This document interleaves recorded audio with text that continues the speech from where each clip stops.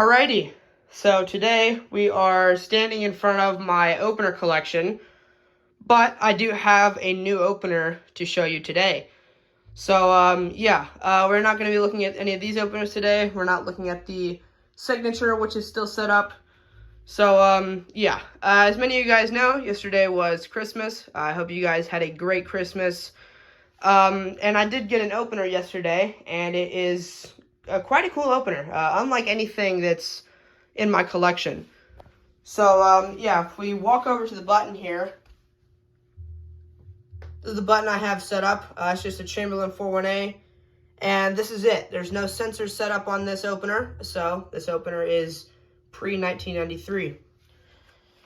If we look over here,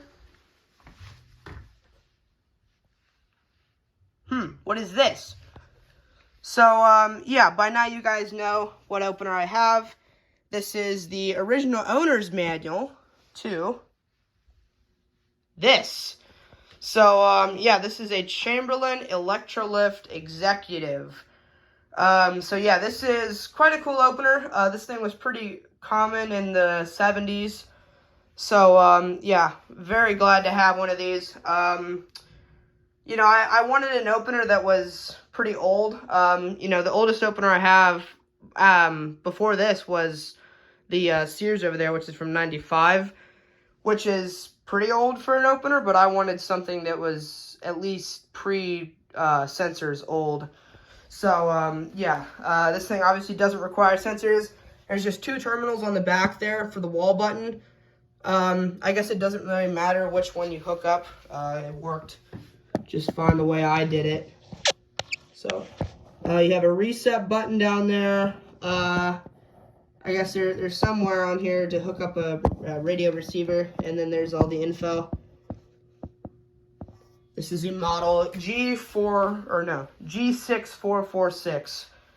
So, to get this to work on my rail, I'm going to have to drill an extra hole in my T-rail because that's the bolt pattern on this. And if we look at a modern Chamberlain, it's just a little bit different.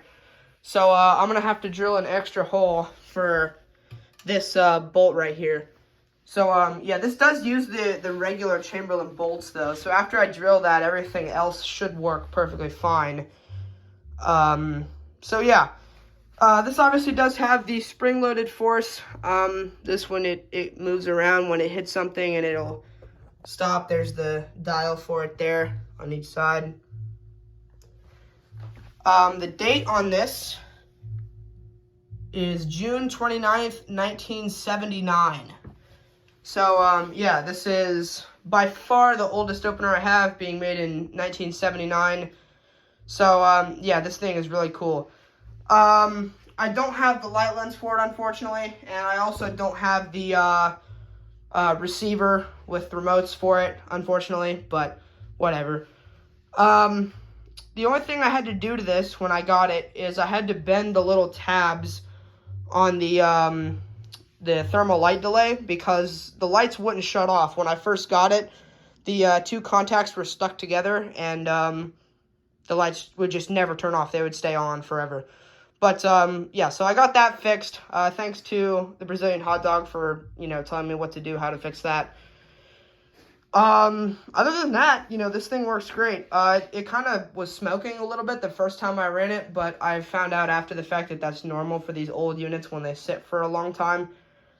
And, the ad on eBay said that this was never used. I don't know if that's true or not, but it said it, he just took it out of the box and sent it. I don't know, what happened after that. But let's just go ahead and run this. We'll run it with the Chamberlain button, and here we go.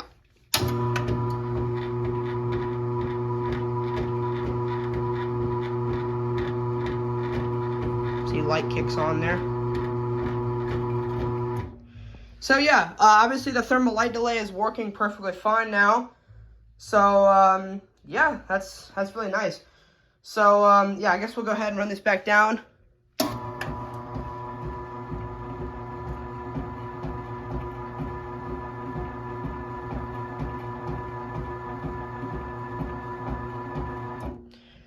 So yeah, this unit is extremely quiet. I think it's even quieter than my Craftsman 3850 is, and it's quieter than a good number of these machines. So yeah, that's really awesome. So yeah, we can take off the little cover here. So yeah, the lights kind of flicker off. I don't know if they're supposed to do that. They don't stay on for very long. But I might have to do a little work on that later. But yeah, so we'll take this off. It's just a little screw. Let's slide this out. And there's two sprockets under here. This is the main drive sprocket. This is your larger, kind of acts as a chain spreader sprocket. There's the switch for the force back there, so that'll get triggered and that'll stop it. We'll run this again looking at the sprocket here.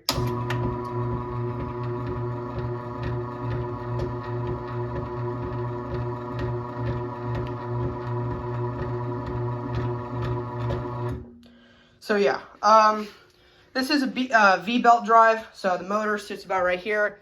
There's a big giant disc right here that the belt rides around. So yeah, sometime I'll have to show this thing without the case because it is pretty cool. So anyway, we'll go ahead and run this back down.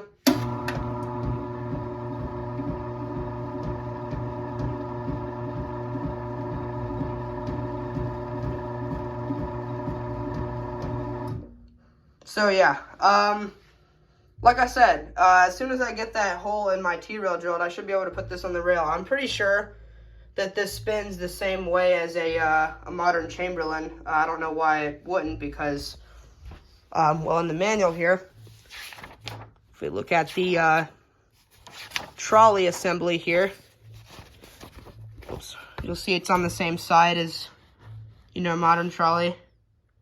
So yeah, there's your opener system there. Shows all the parts and whatnot. So yeah, I'm really excited about the manual. Just looking through all the stuff that this would have came with. You know, how to hang it and all that stuff. See, there's the inside. You have to drop the case to set the limits. And then there's your force control. And yeah, let's see about the receiver. Where to hook that up. If it says in here. Here we go. Let's see. So this will hook on. This is the. Maybe it doesn't hook on. I'm not sure. I have to look at the wiring diagram there. Yeah, I'll have to read up on this on how to hook up a receiver just to see. Not that I can hook up a receiver because I don't have one. But yeah, that it would be kind of cool to know. So we'll go ahead and put this little metal sprocket cover back on. It's kind of hard to do one-handed because you kind of gotta bend this inward a little bit. There we go. We'll just install that screw. And we'll zip that on real quick. So, yeah, there you go. That's pretty much it for the Chamberlain Electrolift. This thing has some really massive case screws. Usually the case screws are something like this. This is just a 1/4-inch screw. These are 3/8 inch, can't speak right now, 3/8 inch case bolts, which is kind of cool. But anyway, we'll run this one more time, and then that will be it.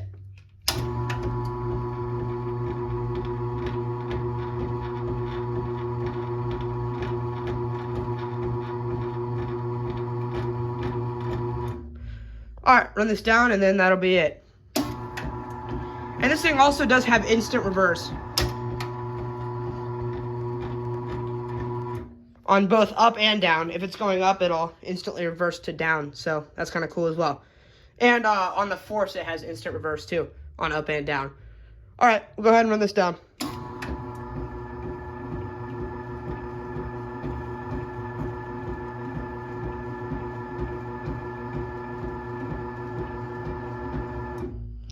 Alright, so there you go. That is my latest addition to my opener collection, Chamberlain Electrolift Executive model G5446 from 1979. So, yeah, pretty soon here, going to have to start getting on my New Year's Eve video because, you know, I'm at the point where I can't really make all these in one day. So, I'm going to have to plan ahead a couple days prior and film all these. So, yeah, got to get that thing down. Anyway, so, yeah, there you go. Thank you guys so much for watching. Hope you guys had a great Christmas, and I'll see you in the next one. Peace.